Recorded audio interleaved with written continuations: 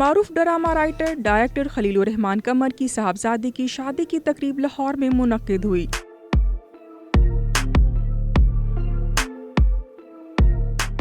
जिसमें नामवर अदाकार शान, अदाकार इफ्तिखार ठाकुर, फोक गुलकार आरिफ लोहार,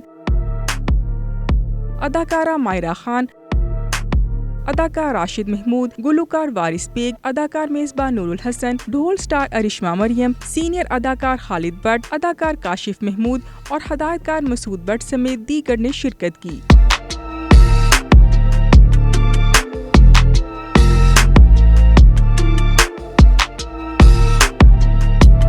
तकरीब में कौमी क्रिकेट टीम के साबिक कप्तान और चीफ सिलेक्टर मिसबाउल हक समेत दीगर तबका फिक्र से ताल्लुक रखने वाले अफराद ने भी शिरकत की। अदाकार शान और फोक गुलकार आरिफ लोहार को अवाम ने घेर लिया, तस्वीर बनवाई और गपशप भी की। दुल्हा दुल्हन तवज्जो का मरकज बने रहे। रुखसती के वक्त जज्बाती मनाजर भी देखने को मिले।